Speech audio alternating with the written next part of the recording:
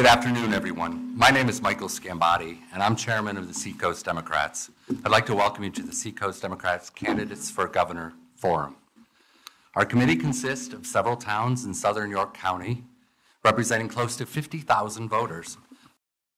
And we're excited to bring you this opportunity to learn more about these 5 individuals who are running to be Maine's next Democratic governor.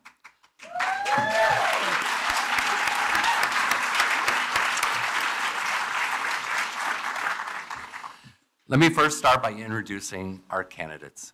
Shenna Bellows, Hannah Pingree, Troy Jackson, Angus King, and Nirav Shah. And I did not get that in order, so sorry about that. No problem, it's okay. Just making sure you're all awake and following along. Can you please join me again in giving these folks a warm round of applause for being here today.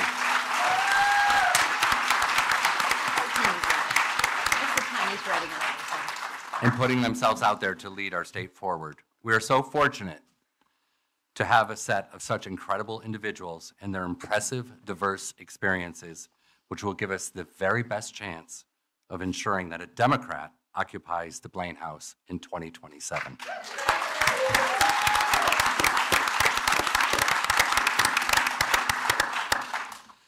Each of our Democratic town committees have been extremely busy talking with voters while participating in fall events, and we actually conducted several surveys. When folks would stop by our table, we would ask them, what are your top 3 concerns out of a list of 10? And if something wasn't there that they were concerned in, they could write in their responses. The identified top concerns from the 750 responses that we received will shape today's questions and will be at the core of our discussion. Before getting into those questions based on voter concerns, let us start with a general question that will allow us to get to know each candidate a little bit better. Our first question. You've each had very distinguished careers with numerous accomplishments. What would you say is one of your very proudest accomplishments, and what does it tell us about you? Nirav, we'll start with you. Oh, wow. Well, first of all, good afternoon, everybody. Thank you for joining. Thank you for coming out on a beautiful Sunday afternoon. Thank you to the Seacoast Dems for organizing us and to my colleagues here on stage. That is a wonderful question, and I've had the chance to reflect on a lot of the things in my career. I will say the one thing that I look back on that I am really proud of is an instance during the pandemic where I wanted to make room for folks who disagreed about vaccination to have an opportunity to call in and ask their questions about vaccines and get an honest, straightforward answer. And so I went to my comms team and said, hey, how about we set aside a full hour of main calling only for vaccine skeptics to call in and ask me directly what their concerns were. And after my team, after their jaws hit the floor and I helped them pick them back up, we went ahead with that. And a gentleman called in on that show. And he asked a lot of questions that he was earnestly worried about, the long-term side effects and whether this would affect his own fertility. And after talking with him, he said live on the air in front of 1.4 million Mainers, he said, you know what, Nirav? I think I am going to get that vaccine. Yeah. And that, to me, was one of the proudest moments of my career so far. Thank you. Hannah? Great. Well, thank you again to the Seacoast and York County Democrats. You're very well organized. I've already seen evidence of that. Mm-hmm. So thank you for showing up again on a beautiful day. It is excellent to be here. Such a good question. And I will say, during the course of my political career, I ran for public office when I was 25 years old. I got elected as Speaker of the House when I was 32. I was the youngest woman in the country to ever serve as Speaker. I've chaired my local school board. I worked for Governor Mills over the last 6.5 years. And I think, while I've worked on issues that I'm very proud of, built housing, fought climate, helped improve healthcare, fought against chemical companies, fossil fuel companies, I've gotten things done. I think the most important measure of a leader is that you build relationships that are long-standing. And for me, in public service, it is about showing up and getting to know people, whether you're knocking on their door, whether you're serving in the legislature with them, whether you're on a school board with them. And at the beginning of the day, you have some political battles, but at the end of the day, are you still able to figure out how to find common ground? And during all my time in public service, I will say I've had the ability to build relationships that have been longstanding. I got elected unanimously as Speaker of the House, and when I finished my time as Speaker, the vast majority of Republicans who I served with said, "Thank you for being respectful." Again, it was a big deal, the things we got done, but I think the most important thing is that we can continue to talk to each other and find common ground. So I guess I'm most proud of just my ability to bring people together and get things done. And I think in this country, in this incredibly challenging time where we face incredible obstacles, I think relationship building is the most important thing. Angus? Thanks. And again, thanks for everyone to being here and for the people who are streaming this and watching on the other screen the Patriots game. I want to say thanks for having us all here today. Besides my two excellent children, the accomplishment I'm most proud of is a few years ago, I saw that if Maine wanted to have clean air, clean water, and clean energy, we were going to need to bring everybody to the table. So I brought utility executives and farmers and clean energy and community leaders and thousands of cows. And we took something that they have a lot of, manure, and turned it into something that we all need, renewable energy. And today, that project is heating thousands of homes and factories across the state. It's lowering emissions for all of us. It created good jobs, and it did it all without adding costs for Maine families. There are a couple of takeaways from that story. One is that there's not a single poop joke I have not heard. The second, though, is that I've gotten pretty good at knowing how to turn things around, get things done, bring people together, set a vision, and ultimately be accountable for the dollars and the results. And I think that's what that project tells you about me, is it's something that literally when I proposed that project for the first time to the utility, people thought I was absolutely crazy. They absolutely thought there's no way we can get that done.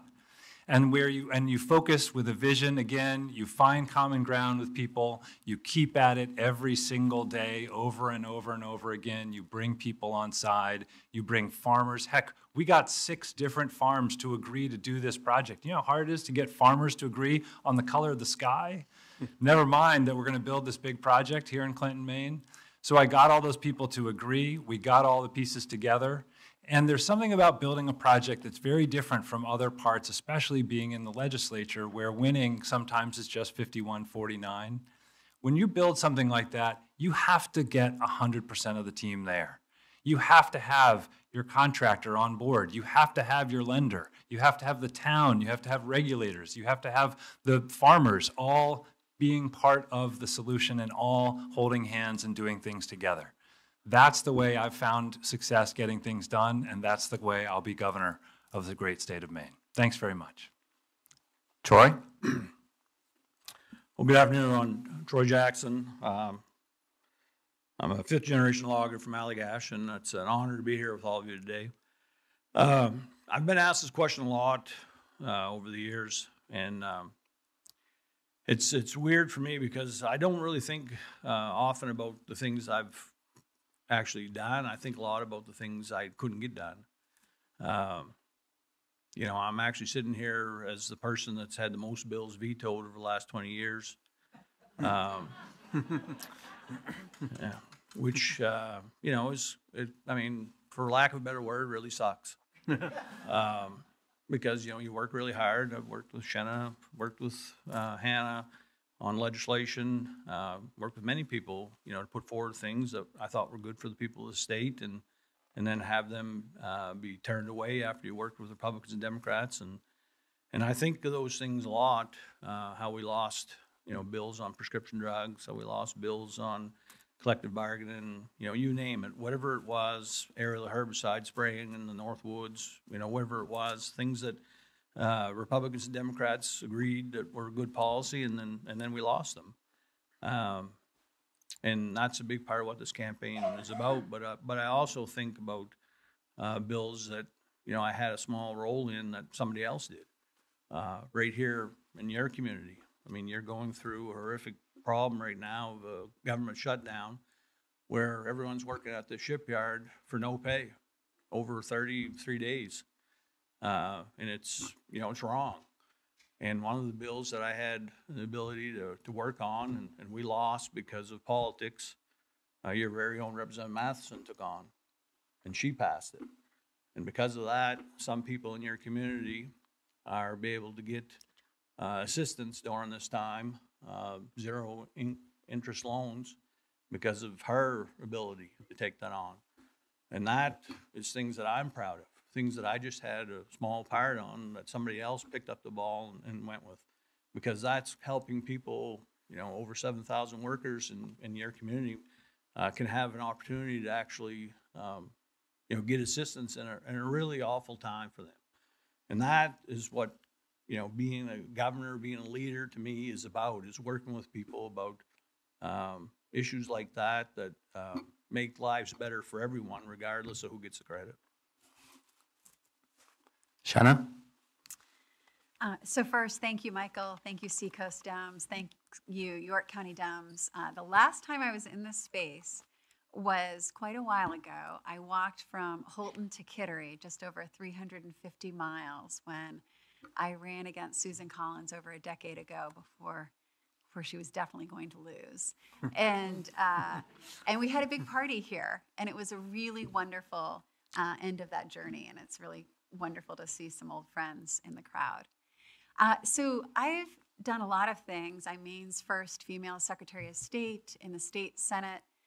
When I served with Troy, I turned a red district blue, won a district that voted for Trump and voted for me, and got reelected twice in that district. And we got some good legislation passed, property tax relief, school meals for kids. But the thing I'm most proud of dates back to when I was head of the ACLU for 8.5 years. And we had just finished the Maine Won't Discriminate campaign in 2005 that I was involved with Equality Maine. And the head of Equality Maine invited me to join the executive committee for marriage equality a few weeks later. And we worked on marriage equality for 7 years. We won in the legislature. We worked with Hannah in 2009, got it passed, and then lost a people's veto on the ballot. And the day after the election, we did a press conference on City Hall steps and said, the work to win starts today. And we worked for another 3 years. I founded Republicans for the Freedom to Marry. Don't worry, I'm not a Republican. But I founded that organization out of the ACLU to try to create a space for bipartisan support. And we won on the ballot in 2012. And that was the proudest moment of my professional life. And it remains my proudest moment because people that I cared about, that I loved, were suddenly legally recognized in Maine. And I think what that says about me is I never give up on doing the right thing, even when it's hard. And I have a lot of experience in building genuine bipartisan coalitions around shared principle to get things done. And the other thing that I will say is my husband and I also, when we met, we decided we wouldn't marry until everyone in our life had the freedom to marry. And so we waited until after that win. So that's my proudest moment. Thank you, everybody. You know, there is a little part here I forgot to tell everyone, just and our candidates know this, but just to let you all know, couple of few friendly guidelines this afternoon that will allow us the most productive forum. Each candidate will have the same question in rotating order, and we're asking that each candidate please keep their responses to 3 minutes.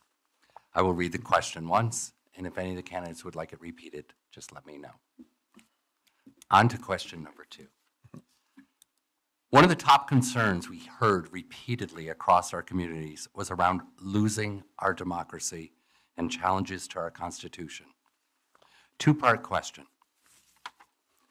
What concerns you most regarding overreaches of the federal government and the eroding of our Constitution? And if that concern becomes a reality, how will you as governor mobilize the state to counteract the challenge and protect our citizens? Hannah, we'll start with you, please. Of course, I get this one first. We're living in grave times. I think when a lot of us decided or thought about running for governor, we thought about, how do we tackle issues like healthcare and build housing? How do we, improve our schools or think about climate? All really important issues. But in the course of this campaign and in the course of the last 8-9 months with President Trump, we are living in a completely different time in which governors are now on the front lines of our democracy in every single way. I mean, governors are having to stand up to protect our public health system. They are having to stand up for the rights of immigrants, the right to the LGBT rights, reproductive rights. They are on the front lines of everything. They are also on the front lines of our democracy. And I think the last couple of days, the New York Times has an op-ed right now, which I highly encourage you to read, about sort of the 12 things that are sort of show that we are losing our democracy and we are slipping into an autocracy. And it's some pretty dark stuff. And honestly, I don't know if I could pick the one thing that I'm most concerned about. I mean, obviously, he is attacking the press. He is attacking governors. He is calling out the National Guard illegally. He is overriding Congress on its budgetary powers. He is doing all kinds of things that are not within the rule of law. He's arresting immigrants. You all know all of the things. And again, I don't think there is any one thing I am most concerned about. I am most concerned about the future of our democracy and how we all dig in to protect it. And I do think, the question is, what do you do as governor to counteract it? I think you have to be strong every single day. I worked for Governor Mills for the last 6.5 years. You all know the moment where she was down in Washington and President Trump picked on her. And she was the first governor, one of the first people in this country to say, nope, I will see you in court. And I think we're proud of her. And I think that there are going to be moments for every governor and hopefully every citizen where we all dig in and figure out, how do we stand up to the Trump administration? And again, I think as governors, it's going to be up to us to protect our elections, to protect our citizens. Right now we are in a month in which families can't get SNAP benefits. And so we're all trying to rally to figure out, how do we use state government funds? How do we use philanthropic funds to feed families? I know everyone is stepping up. So there are so many challenges that there is not any one thing a governor must most do other than stand up for their citizens and stand up for this democracy. And I am absolutely prepared and energized to do it. I think you need tough people who are experienced. I think you need governors who understand about the rule of law, who are willing to say no and challenge, whether it's calling out the national. Here we go. My 3 minutes is up. So I'm ready. I think the only thing I would just implore you all, this is a grave time. It's an important time for governors to step up, but it is an important time for everyone in this room to step up. So thank you for everything you're doing. Angus, same question. Thanks. Yeah. What concerns you most? Someone asked me the other day, what is it about this moment that makes you want to run? And my answer was, what isn't it about this moment? Right? I mean, as Hannah just outlined, we've got billions of dollars worth of masked men pulling people off the streets. We've got other infringements on our civil rights. We've got a president who declared war on one of our own cities. We've got a president who is sending in the National Guard, and that's not a solution anywhere. That's a stunt. I'm worried about the separation of powers. I'm worried about him taking money that has been appropriated to do the good and important work that our government does and taking it away. I'm worried about people passing tax cuts for billionaires and paying for it by taking away health care for people. I mean, the list goes on and on and on every single day. And I think we've got to pay attention to that issue. But I think we've also got to pay attention to the fact that there are people who are falling further and further behind in our country, even if they work hard and play by the rules, because I think that challenge actually creates the opportunity and the ground for the other issue that we're having right now in D.C. So I think we've got to work on both of those things. And what do you do as a governor? Again, there are a lot of things you're going to have to do. We're going to have to keep doing some of the things we're doing now. We're going to have to protest in the streets. We're going to have to fight in the courts. Governors are going to have to band together. We're already seeing good work on healthcare, for example, where governors are getting together to fight vaccine misinformation. Governors are getting together to work on how we're going to build more renewable energy in our country in ways that they were not doing before. If there's any silver lining, and it's a thin silver lining, the president is actually creating community, right? He is bringing people together in ways they were not together. And I'll tell you, in the last, couple of minutes, you all have been together here participating. On Tuesday, you're all going to go out and vote. I suspect many of you have been out canvassing in the last couple of days, getting people to vote no on one. You have done more in those 3 acts than the House of Representatives in Washington has done in the last month. You are making democracy happen. And that's something to be proud of and a little embarrassed by at the same time. So I think there's a lot we can do. We've got to stay strong. We've got to fight when we have to, but we've also got to figure out ways where we can work together, where we can find common ground, where we can work on the challenges that everyday Americans face, because that's what's going to get them through their days, and that's what it's going to get us back to a better body politic, to a better state. And look, what the president's doing is fundamentally un-American. But I still believe in America. I still believe in this wonderful state that we live in. And I am sure that everyone here in this room and everyone who's listening and everyone else in Maine can turn it around for all of us together. Thanks. Troy, same question, please. Yeah, so, what Donald Trump is doing is horrific. It's just, the worst thing that this country's ever seen. And, it's hard to believe that it's come to this.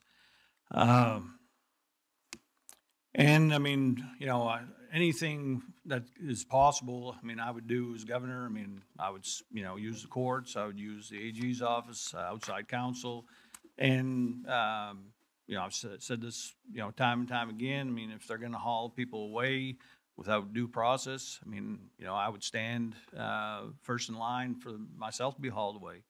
I got into politics through peaceful protests, been arrested, been on picket lines all across the state. And I would do the same. I'd put myself in the line as quickly as anyone else.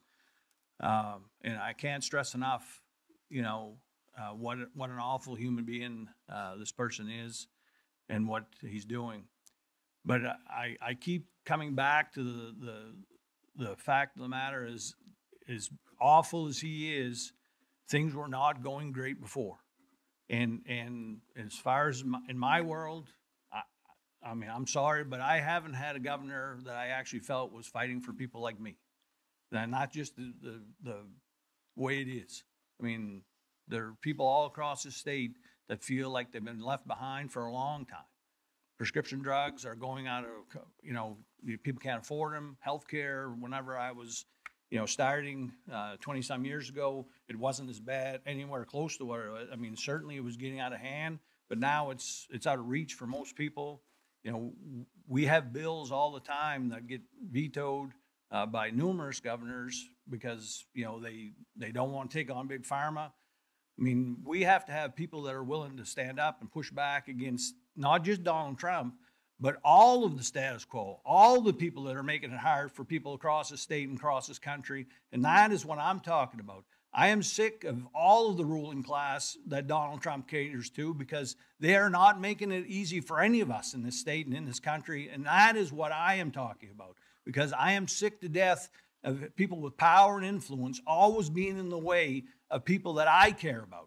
And that is what my campaign has always been about since I was a House rep, then I moved into the Senate, and I moved into the Senate President's office, fighting for those that don't have power and influence. That is what is the problem in this state and in this country, is that too many people are being left behind. And if you go in my district, where I used to represent, that used to be a Democratic area, they don't believe in us anymore.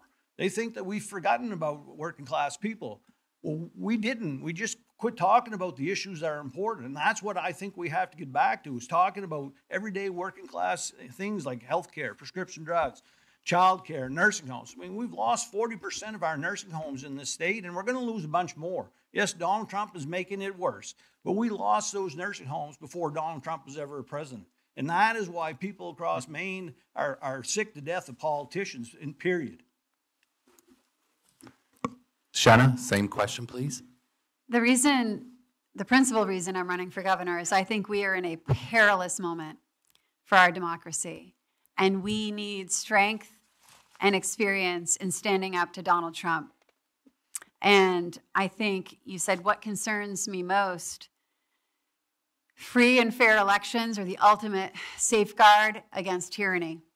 And so I'm spending a lot of time thinking about how do we ensure we have free and safe elections, not only in 2026, but in 2028.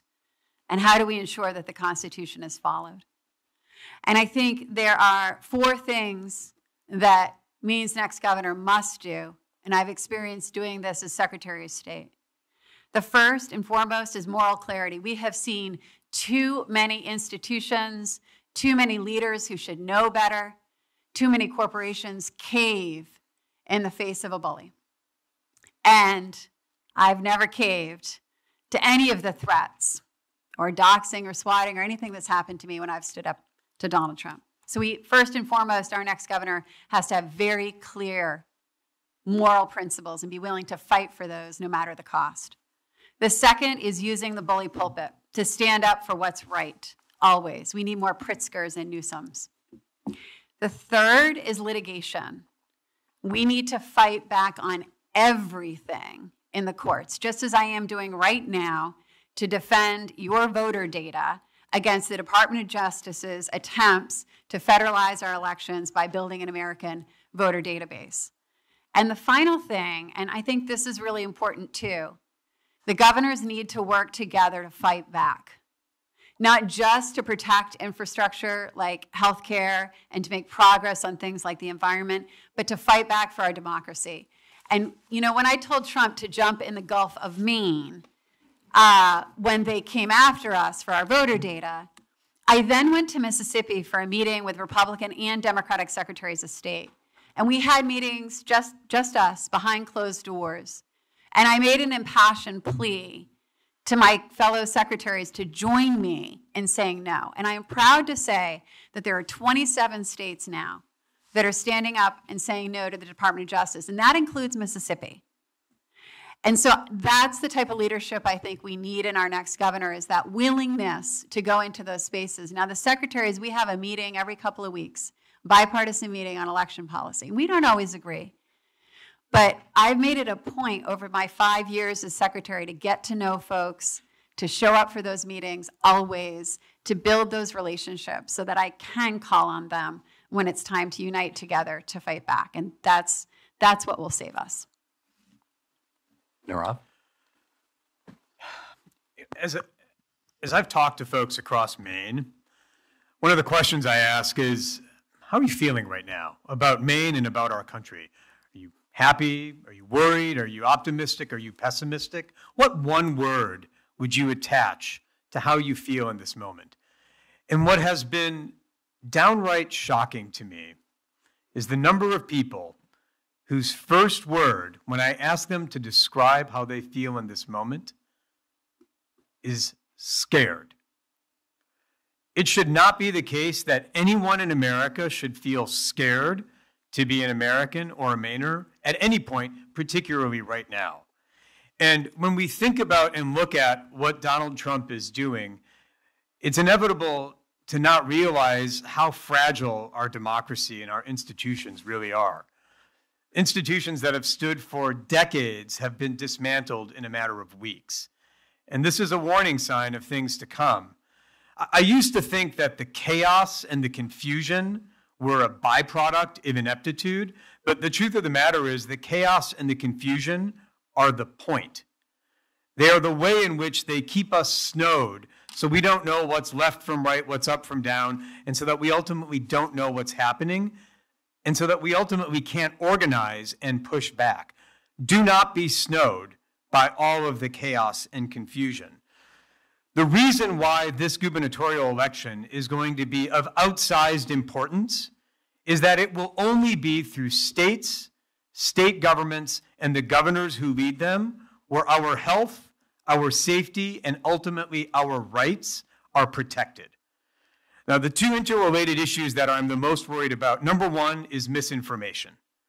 We have right now a health secretary who doesn't believe in vaccines, an administrator of the Environmental Protection Agency who doesn't think that environmental protection is a goal, a secretary of the Department of Education who doesn't think that education should be a federal priority.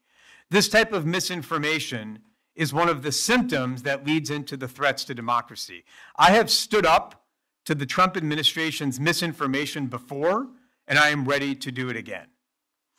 The other area that concerns me are the overall ways in which Maine's right to exist as a state and the rights of the most vulnerable Mainers to exist are under threat. If you are not part of Donald Trump's favored class, you are at risk right now. And the only way in which the Trump administration has been systematically beaten back and put into its place is through the courts.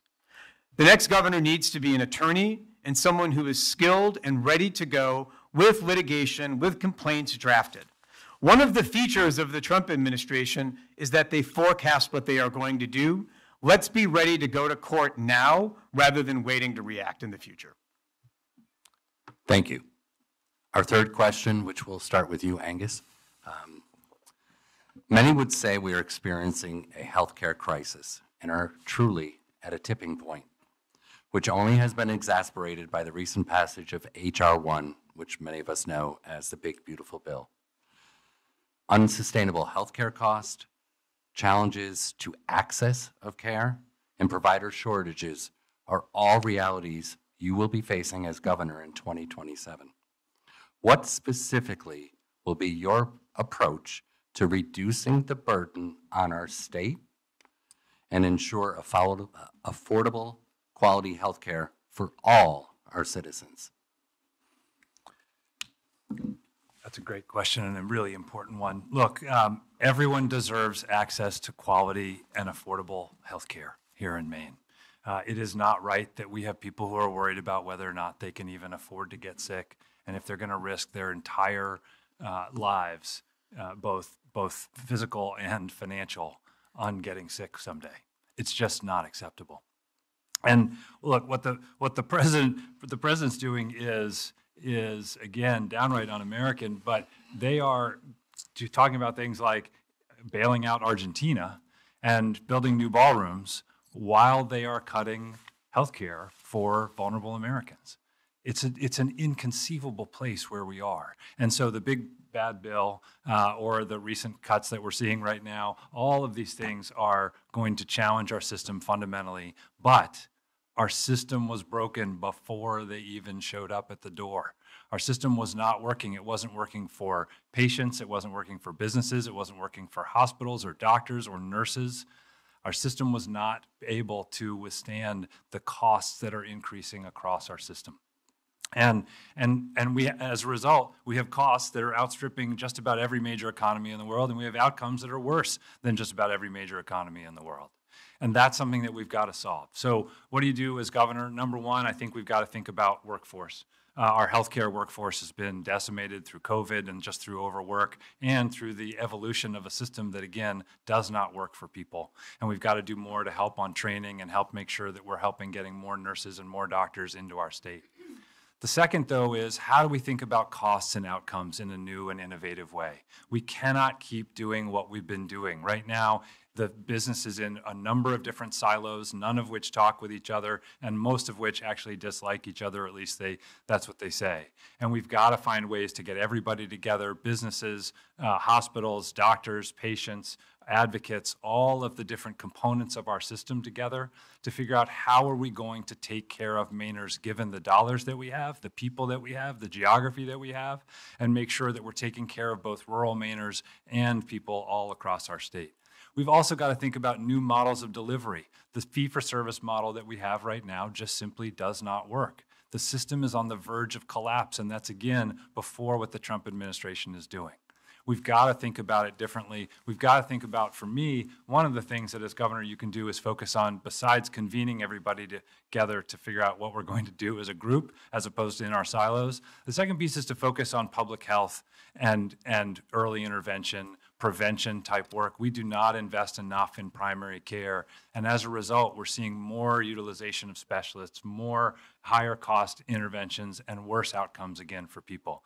We can't legislate jumping jacks or eating more fiber, but I really think there's a lot the governor can do to make sure that we do this work, and we've got to do it in a different way. Thanks. Troy? Well, I mean, yeah, I know this is like a big issue for everyone, but like this is such a personal thing for me. I mean, it has become such a big deal. I've watched, as a logger, I've watched so many of the people I worked with that didn't have health insurance because where I am, Canadian workers don't need health insurance because they have a national health care system.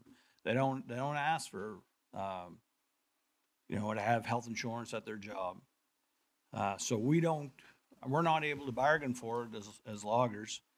And I've watched, people that I worked with that had real health problems that aren't with us here today because of it. I mean, they didn't have preventive health care. They gambled. And a lot of people do that. A lot of people gamble with their lives. A lot of people, with insulin and things like that. And, I was lucky because I was elected by the people in my district that I got health insurance. And while I was an active logger, I was, 32 years old. I was, healthy. And then, Dr. Shaw knows about viral infections and things like that.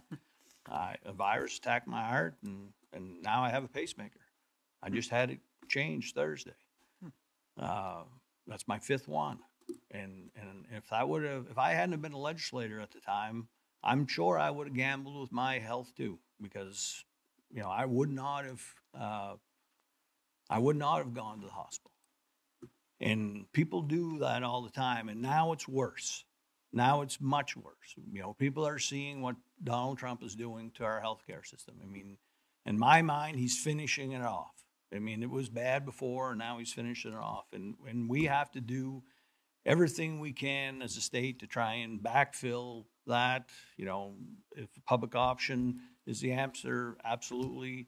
Prescription drugs are a big part of our health care. I believe strongly that we can do things on prescription drugs. I mean, there's a bill right now on the governor's desk for reference pricing. It's something I supported. It was a bill I had. Now I believe it's Senator Rennie's. That's something that I feel strongly about. Bill I had was price caps on prescriptions. The governor vetoed it. Colorado just passed it. It's out there in Colorado. They're doing it. That's what I believe states need to do, is take these things on and take big pharma on all the time, because the federal government is not going to. And the only way that we're going to make these strides is push this issue, and that's how we lower our costs. And yes, maybe we will lose some of these battles, but I guarantee you we'll win some. And the more states do that, the more opportunity we're going to have. I believe that we can import medications too, maybe through the tribes. But we have to do everything we can to make, healthcare cheaper in this state, and there's a lot of ways we can do that. Shanna, same question. Thank you. And, like Troy, I grew up without much. I'm a carpenter's daughter of a carpenter and a greenhouse worker. And I, when I was a kid, I had really bad asthma. The emergency room saved my life more than once. My dad was self-employed. He went without health insurance most of his life until the Affordable Care Act. My mother didn't have any benefits at that greenhouse. At age 49, she went back to school through the University of Maine system to become an RN. And ironically, that's when she first got health insurance, and she was a home health care nurse during the pandemic and help save other people's lives. I'm really proud of my parents, but I think it's indicative of what Troy's saying. We've had a system that hasn't worked for people for a long, long time. And now it's going to get so much worse. And so as governor, I think we need to tackle three things. We need to tackle access. There is no reason that We shouldn't be able in our state to make sure that every person in our state has access to health care. No one should be sick because they're poor or poor because they're sick. The second thing that we need to tackle is cost, whether it's pharmaceuticals and negotiating drug prices, perhaps importing from Canada, whether it's administration and trying to cut red tape in government, at DHHS, and in the healthcare systems itself. And tackling quality too. And thinking about how do we do things a little bit differently. I'm very worried about rural healthcare infrastructure, the birthing centers that have closed in my neck of the woods on MDI and up in Holton, for example. And when I met with the Holton Band of Maliseet to talk about tribal sovereignty and partnerships between the state and the tribes, we started talking about perhaps a solution of opening an indigenous birthing center in that area, potentially. Sovereignty could help unlock federal resources that could help them open healthcare that would benefit not only tribal members, but also other members of the community as well. So I think we have to look for innovative partnerships, and I think we need to think about direct funding in some aspects of rural healthcare infrastructure where the reimbursement model is not working, and where federal funds are getting cut. And we absolutely must fund women's healthcare. Because when I was in my 20s, Planned Parenthood was my primary care provider. And so seeing the primary care providers at family planning and Planned Parenthood close because of the lack of funding, that is not okay. We need to fill those gaps and get that going again. So, as your next governor, I'm committed to reducing costs, cutting red tape, making DHHS and government itself more efficient, just as I've had efficiency measures that we've implemented at the BMV. I'm committed to being assertive and reducing costs through direct negotiation. And most of all, the principle that everyone should have basic access to health care. Thank you. Nirav? Thank you. First, Troy, I'm glad you're doing well. So 2 thumbs up. Thank you. Improving the state of Maine's healthcare is a large part of the reason why I'm running to be your next governor. You know, the thing with healthcare is, and we've all experienced this in our lives, you can have 99 problems in your life, and then you can have a healthcare problem, and then you only have one problem in your life. And right now, all of the red lights are flashing on the dashboard when it comes to healthcare in Maine, and we need to start treating healthcare in Maine as what it is, which is a crisis, rather than just a policy situation. Right now, we are facing a number of interrelated issues that are driving the healthcare crisis in Maine. The first among them is we don't have enough people to do the jobs that we need at every single level of the healthcare system, whether it's a nursing assistant all the way up to the chief of surgery. We don't have enough healthcare providers, and it's a public good. And so my view is we ought to treat healthcare workers the way that we treat other aspects of public goods and public safety. When we need more police officers in Maine, we take it upon the state to train them. Let's do the same thing with healthcare.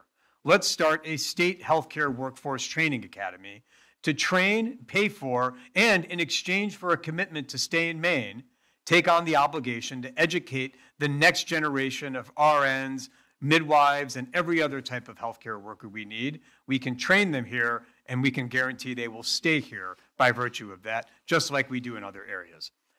Cost and the cost of healthcare are crippling for far too many Mainers. There are 2 areas that, as governor, I would exert even more control and force. The first is around the unacceptably high cost of prescription drugs. We have in Maine a prescription drug affordability board. Let's give that board the power to set caps on the most essential pieces of life-saving medication, things like insulin and blood pressure medication, so no Mainer has to choose between food, heating oil, and medicine. The next area we ought to focus on is the fact that a lot of folks in Maine have high deductible health insurance plans. They have plans that cover them in emergencies, but that's not acceptable in this day and age. We should require those plans, in addition to being there for emergency care, to also cover primary care and check-ins for chronic disease. That will ultimately reduce costs rather than waiting for people to get sick so that they then need to go to the emergency room. There are 2 other areas that are top of mind. The next is rural health, particularly the crisis in obstetric care.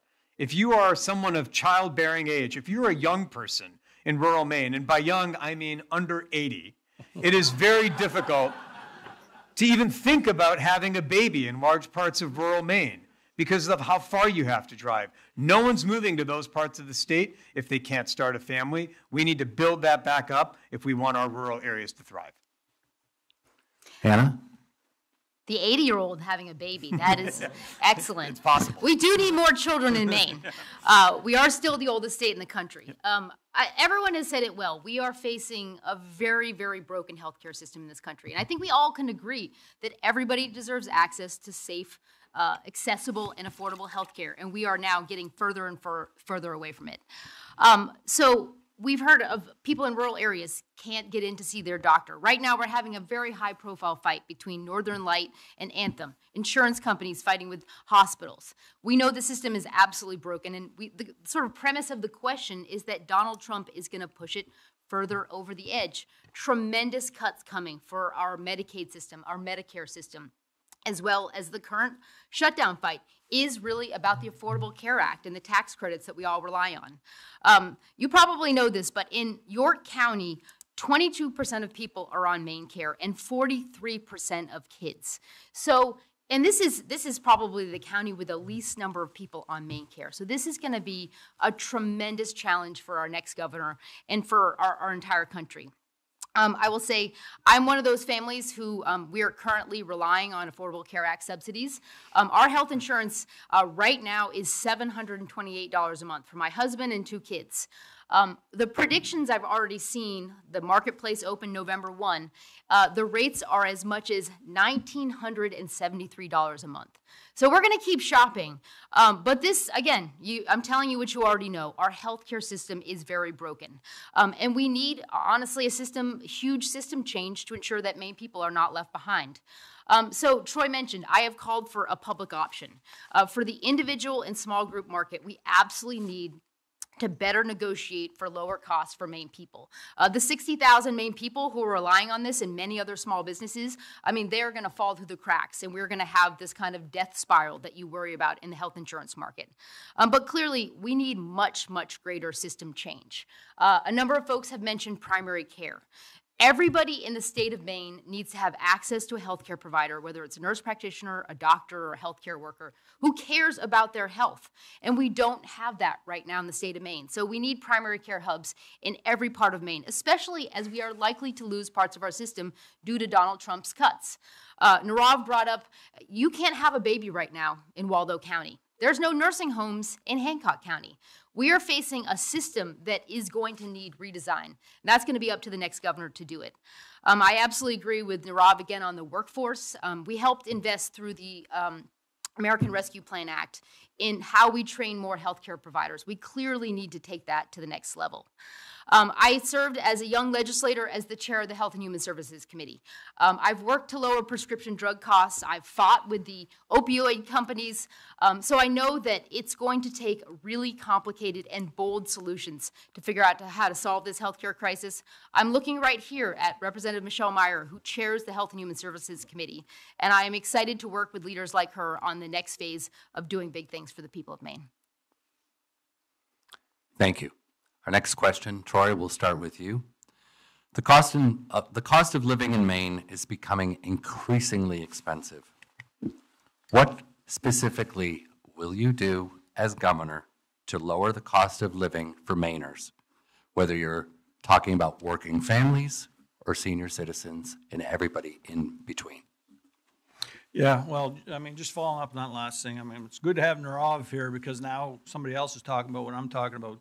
The Prescription Drug Board was actually my legislation, and the price caps one was the bill that Governor Mills vetoed. So I've worked with all these people too, and we're passing these legislation. What I'm talking about is having a governor that actually would fight for these things, which we haven't had, and that's what I would say is like we're in a world right now where everyday working class people feel like no one's in their corner. That's the reality of it. They don't feel like anyone, Democrat or Republican, are fighting for them because things like that has happened. They see Big Pharma winning all the time. They see CMP or Versant getting high rates and people's electric bills going out of style. Hannah just talked about what her rates are for health insurance. I mean, no offense. I mean, we pay $900 a month just for me on a state plan for our health insurance for me. I mean, that is a lot of money for someone like myself. I mean, that's an extra, what, $13,000 a year when it's all said and done. And my wife is a state worker. She only makes, $60,000 salary. This is why people in Maine are fed up with all of us. I mean, they don't believe that we're fighting for them. And honestly, a lot of times I sit there and wonder if they're not wrong. And what I would do, I mean, I would fight for collective bargaining rights. We've not had a governor. I would, if I win this race, I'll be the only union governor in the entire United States. No governor has fought for collective bargaining rights in my time. And that's something that right here in Kittery, I mean, that's what's going on at that shipyard. People that need to have good wages, they need to band together and not be, fought against. I mean, nursing homes, this is something that I've been told. Nursing homes are fine. They're making all kinds of money, but they're closing. That is not what's going on. Nursing homes are in trouble. They've been in trouble for a long time, and we need to fight for them. Child care. We put the money into child care. We put $60 million. They cut it back to $45 million. We need to put more money into child care because that is what people need in the state. They need a quality, affordable child care so they can go to work and know that their kids are safe. Gone are the days where you hand somebody $20. Here, take care of my kid for the day. We need to have affordable, quality child care. And I've already put out a plan for what we're going to do for the electric companies. We're going to make sure that they don't get the rate of return that they are right now. And we're going to force them to come to the table and work with the state and lower their cost and give that real good service that they should have been given all along without sticking it to the ratepayers. You can Shanna? tell I'm pretty passionate about this. So I've been traveling the whole state over the last several months, and this is something I hear time and time again. I was in Presque Isle, and a family, both of them working, said they have 2 kids. They'd like a third, but they can't afford it because the cost of childcare is prohibitive. And I was talking to a friend in Portland. She used to work for me. She and her husband just had their first baby, and she said, it will be our only because we can't afford childcare for 2. So we have to fix that, no question. And talking about housing, when I lived in Portland, in 2005, I paid $500 a month for rent. So I could save for my first home. Now, there's a young woman that I know just got an apartment in Portland, smaller than the one I had, $27.50 a month. So how on earth can she save to have her first home or to get ahead?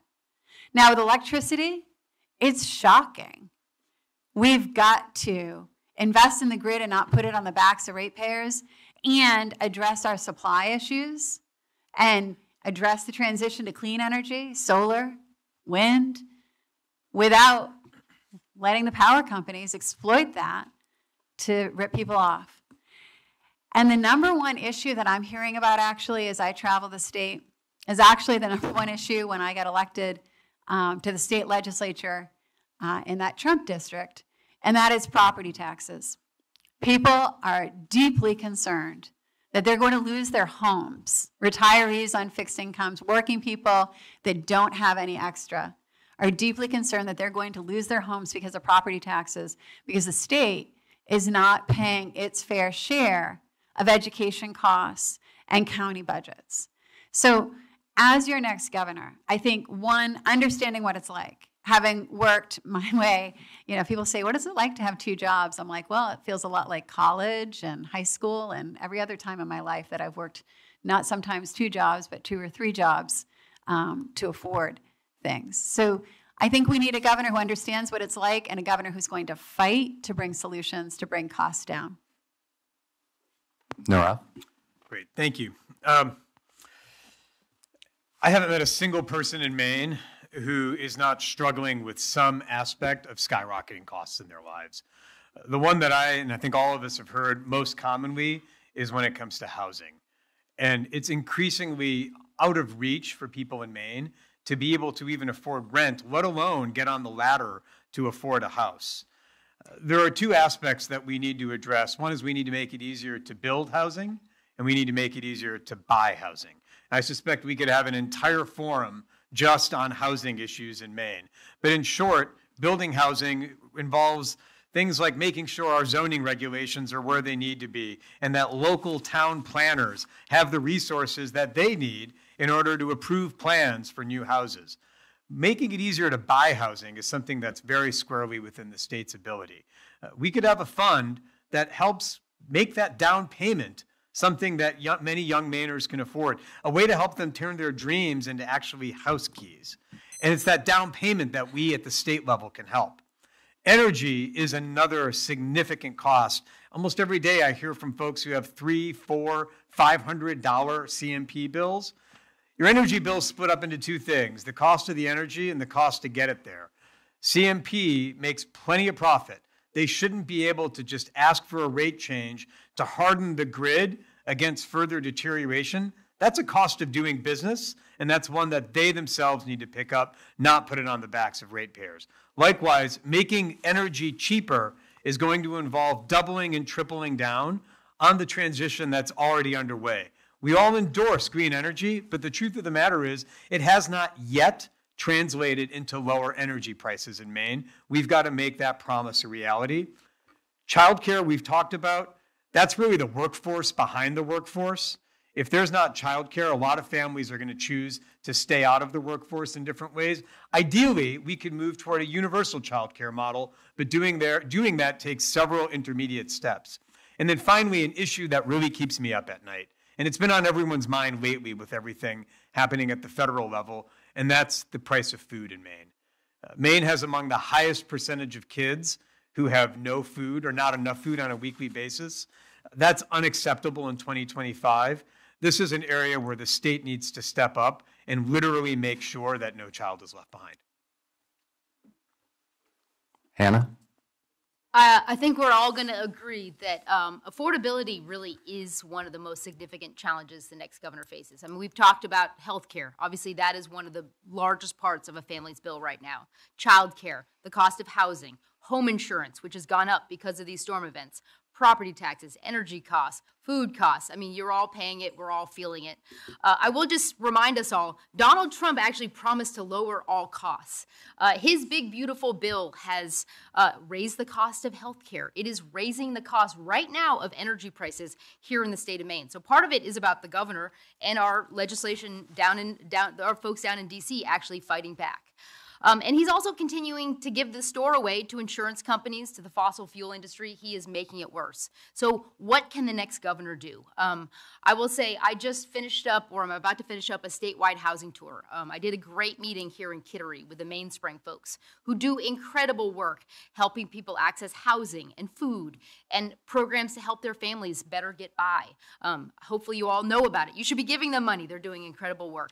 But as I travel around Maine talking about housing, I will say, I hear from young families who can't afford to buy a house in Maine. The prices of homes have doubled since 2020. I talk to a lot of seniors who are worried about property taxes, as Shenna suggested. And we talk to renters. We have this tremendous challenge right now in out-of-state venture companies coming and buying mobile home parks. And so there's a lot of challenges, and I will say I have been on the front lines working for the governor and through the legislature trying to figure out how do we lower costs.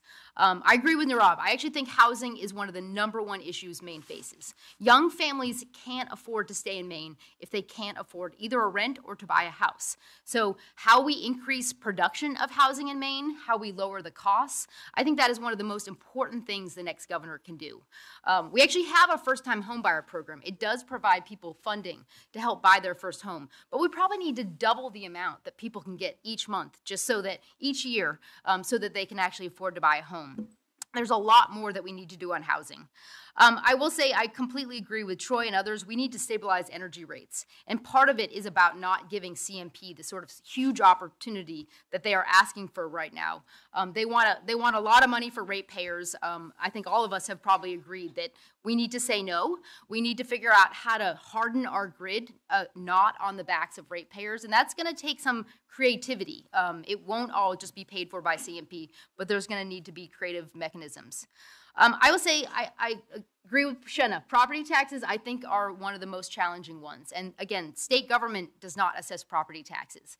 But it's partially about how home prices have gone up, so that means people's homes are worth a lot more. That's part of why you're being asked to pay more as property taxpayers. So how we think about sharing the burden with out-of-state seasonal residents, how we think about regional solutions so we can actually lower the cost of government. We're a state with 482 towns.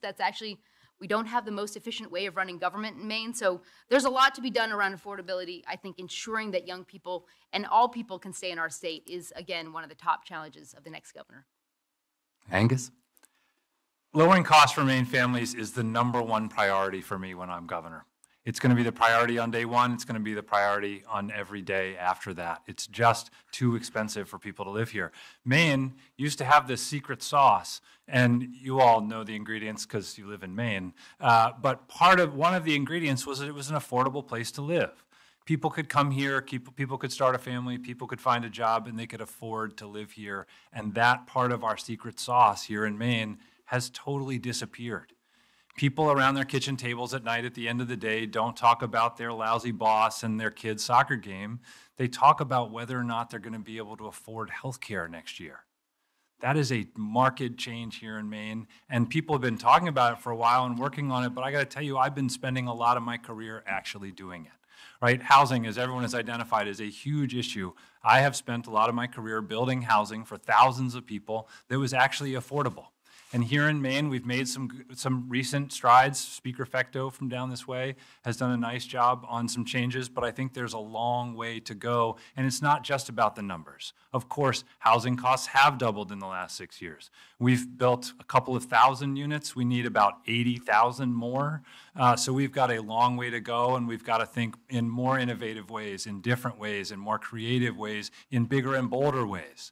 In ways to think about new materials like timber HP, or new designs like zero energy homes in Searsport, or new renovation approaches so that people can age in place more effectively like Habitat for Humanity is doing up in Bangor. And we've also got to reduce the red tape that we have. It is impossible to build things here in this state. If you've tried to add a deck to your house in the last 10 years, you know how hard it is. It's crazy, and it adds costs for Maine families. The same goes for energy.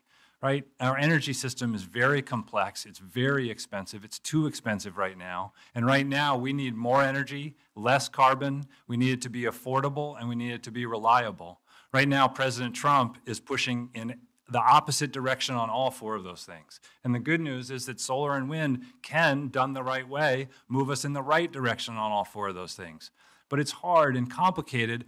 I know, though, that we can do it because I've seen it done and because I've done it. I've brought utilities and regulators and consumers and developers together so that we built projects that did not add costs for Maine families, that did lower emissions for all of us. It is a complicated business, but I know it can be done. The same with housing. And again, you do it by bringing people together, knowing how to get things done, and ultimately being accountable and responsible for the outcomes that happen. Thanks, everybody. Thank you. Well, we do have a little bit of time left, and it would be next to impossible to hit on everything that folks told us in our surveys and that you're hearing about. Is there anything specifically that you would like to bring up and share with us that we haven't talked about, or perhaps that you want to discuss further that we did bring up? We're going to start with you, Shenna. Anything that you'd like to share with the folks here and on our Zoom? Education, I think, is one of the other big issues. So, when I was a kid, my parents, I was 4 years old when my parents were able to buy a piece of land. And my sister was 3, my brother was 2. And we spent the summer in a tent while they dug out an old cellar hole. My dad was working days, starting his business as a carpenter. My mother was working nights in the light bulb filament factory in Sullivan. And they dug out that old cellar hole, and they put a cap on it. We spent the next winter in the basement. And I remember the basement because a storm blew in, and water started coming into the basement. So we got in our one car, drove up to Bangor where my uncle lived, and he wasn't home. This was before cell phones, so we turned around and drove an hour to Gouldsboro. So when I went to kindergarten, I was living in a basement, and I had a lisp. And because of Mrs. Johnson, my kindergarten teacher, who actually spoke at my launch, and Mrs. Lindbergh, my free speech therapist, and the excellent public school education I received at Hancock Grammar School and Ellsworth High School, I am sitting here before you today as Secretary of State and a candidate for governor. And back when I was in school, Maine was at the top of the nation in our educational outcomes. But we haven't been paying teachers enough. We haven't been valuing our schools enough. And suddenly we've fallen into the bottom quartile. So one of the other big issues that I think Maine's next governor needs to tackle is support for our teachers and support for public education as a pathway of opportunity for every Maine child. Because when, as Hannah said, 43% of our kids are on Maine Care, that means 43% of our kids are poor, just like I was when I was a kid. And so we need to make sure that they have every opportunity to do anything that it is that they want in this life. So that's the other issue that I'd love to share and talk about. Thank you. Nirav? The issue behind a lot of the issues we've talked about is making sure that Maine's economy is strong and properly diversified. And a large part of what the next governor needs to do is fuel economic growth so that every single person in Maine has an opportunity to get a job, the right job, a good job, and a job that allows them to access all of the things that we've been talking about, whether it's education, healthcare, food, energy. And all of that starts with ensuring that Maine's economy is strong. There are a lot of things that the next governor can do to make that happen, whether it's by making sure that Maine is properly providing the right balance of incentives to companies that may wish to move here, making sure that Maine is preserving our environment while simultaneously luring the right degree of employers, or just making sure that Maine is a friendly place that folks know if they are, say, a new Mainer or someone from another part of the country who wants to move here and bring their skills here, whether it's an electrician or whether it's a nurse, we've got the right ways to do so. So strengthening Maine's economy is going to be the economic horse that pulls a lot of the social programs that we are looking at. That's going to be the key to making sure we can do a lot of these things and give everybody a shot at improving their cost of their lifestyle and keeping their cost of living down. Hannah? This is a free-for-all question. I love it. And I will say, actually, both Shenna and Nirav brought up education in our economy. I think we're all running for governor. So we all are traveling around Maine and listening to people. And that is the most important thing you can do as a politician. When I first ran for office at 25, I went out and knocked on doors. And I talked to thousands of people. And that is what being a good politician is. It is going out and listening. What's on the mind of Maine people? Earlier this year, I was in Millinocket, and I had a round table. I toured a couple of mill sites that had that they're trying to redevelop in East Millinocket and Millinocket, and we had a round table in Millinocket. And I will say that community is trying to rally. They're trying to figure out how to bring economic opportunity to an area of our state that's very much left behind. And there were young people around the table, two folks who had just graduated from Millinocket High School. They were studying engineering at UMaine. And they said, our high school did not properly prepare us for what we are trying to do at UMaine. And they sort of felt like their whole community had been left behind. And so honestly, it is about how Democrats, how all of us in this room can think about those people in Maine who are feeling left behind. So as governor, I think it is, I'm going to steal from both Shenna and Nirav in that it is about investing in communities that feel left behind. It's about economic opportunity. How does the next governor, I really admire Gretchen Whitmer, who goes all in on how you redevelop those mill sites and communities that have been left behind. But it is also about education. Kids in Millinocket right now feel like they are not getting the education that they need to be able to compete in this world. So both of those things are incredibly important. The governor has the balance of how do you bring your state's economy forward, how do you have an education system that prepares kids. And all of those things are absolutely incumbent on all of us running for governor. I am a person, again, with 2 kids. My son is 13, my daughter is 14. And I will say the other issue that they care deeply about is the issue of climate. I have spent the last 6.5 years working for this governor, trying to help Maine better prepare for climate. I live on an offshore island where the people in my community, they're primarily fishermen. We are in a community that we are right at sea level. Where we come in on a ferry is not going to last forever. So I will actually say the other issue that I think is important is how do we continue to tackle the issue of climate, both doing our global part to reduce emissions, but also to prepare our state for the kinds of climate changes we are already seeing. I know you've seen tremendous change already in York County.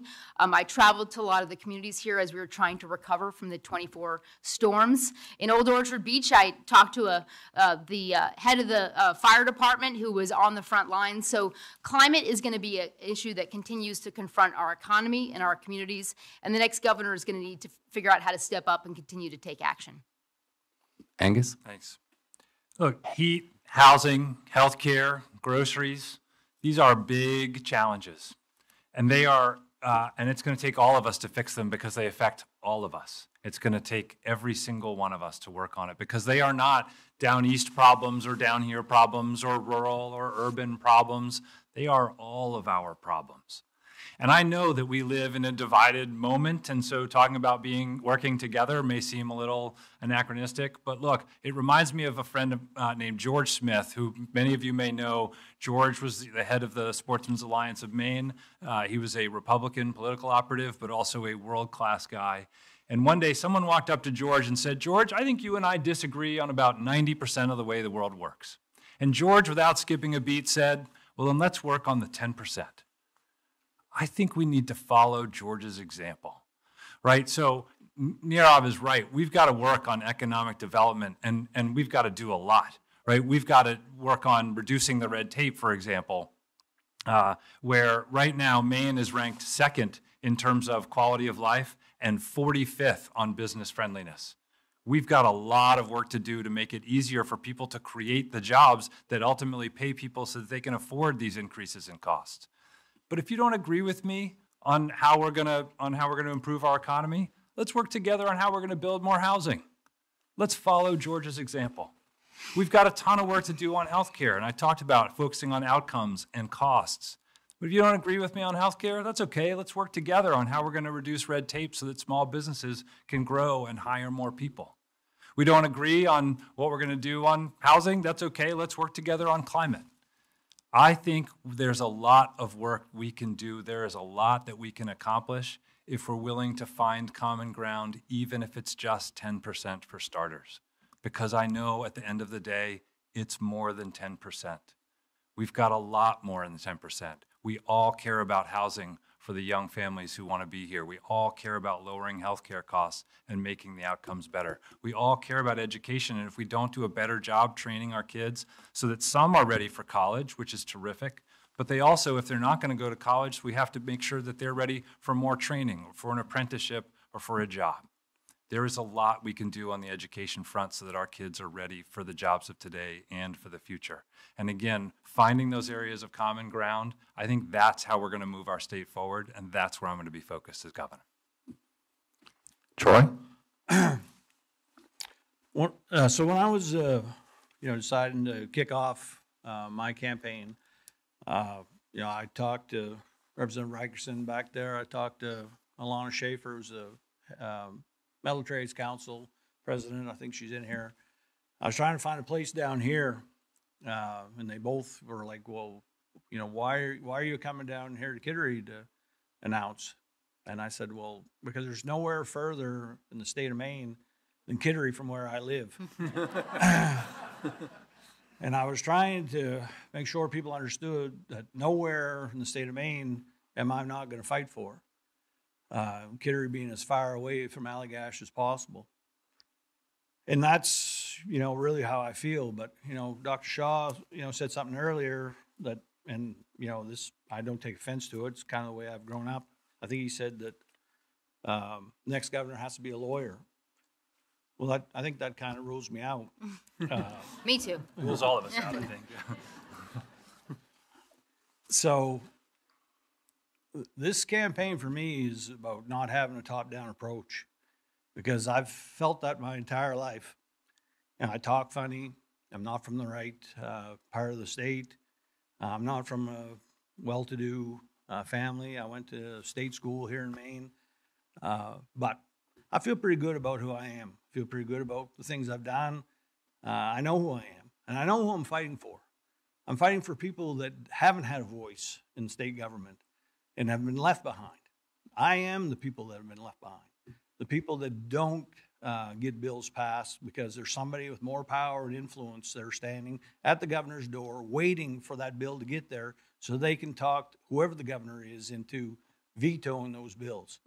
And that is why I'm running now, because I want to be the person in that seat that they can't talk out of vetoing those bills anymore.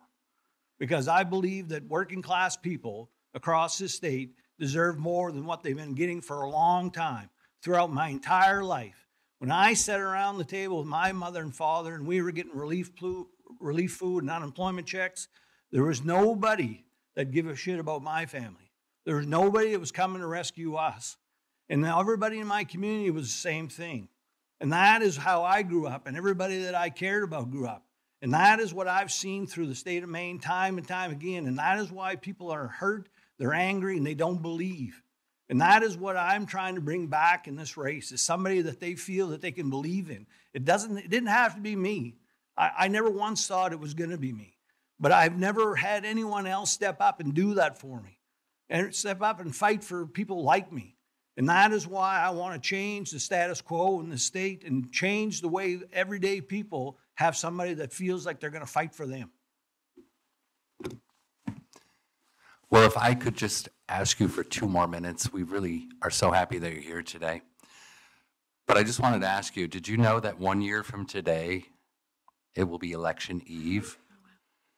And many of us will be campaigning so hard and working so hard as Democrats, proud Democrats, to get one of these candidates elected as Maine's next Democratic governor. But in just 2 days, on November 4th, this election day, voters will decide if the Maine GOP gets to dismantle our absentee voting system with their voter suppression referendum known as Question 1. If Question 1 is approved, the chances of any of these candidates getting elected for governor will be reduced significantly. Let that sink in. Think about it.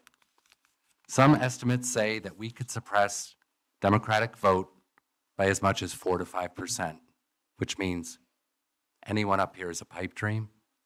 And the same thing goes for our state representatives for both Senate and Congress.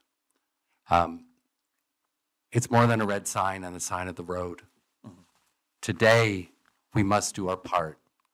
So on behalf of the Seacoast Democrats, I'm asking each of you sitting here and online, and this might sound honky, might sound a little out there, but please make a list of 10 people you know. Every person in this room and watching online, just go home. On your way home, when you get home, make a list of 10 people that you know, family, friends, neighbors, and contact those 10 people tonight or tomorrow. Make sure they understand the importance of voting no on one, and they commit to showing up and voting on Tuesday. We've made this as simple as possible for you. Right now, when you walk through that door, we have people sitting to help you capitalize on the opportunity to go out and talk with people across Maine before you go home, before you have your dinner tonight. Would you be willing to take a little bit of time and just go out there and talk to some friendly Democrats with a real simple message, just emphasizing the importance of voting no on one and asking them to please, please get out this Tuesday or bring back their absentee ballot if they have one out. It's really just a reminder visit, and it's a real easy call. I've been doing it for the last several days, and people are pretty friendly. And you'd be surprised about how many don't know really what they need to know about what question 1 is and how confusing it is for some of them. So if you could go talk to voters before dinner tonight, then please do. There's folks outside this door that are ready to give you some canvassing maps to go out and talk to somebody in the 5 towns that we represent. And it really could make the difference between us winning and losing. I want to thank you each so much for being here, but specifically I'd like to thank these candidates. I don't know if you have any idea how hard these folks work from one day to the next, from one part of our state to the end to the other. They work day and night to get their message out, to share their vision, and we are so lucky to have such a talented group of people. So I want to thank you for spending some time with us today and answering some questions and giving us a chance to look behind the curtain, learn a little bit more about your character, about your motivations, and about your decision-making process. We are extremely fortunate to have the caliber of people we do running to be our next Democratic governor. So I'm going to ask each of you, could you please join me in giving them another round of applause? Go team. Good job. Great job. Yeah. Thank you.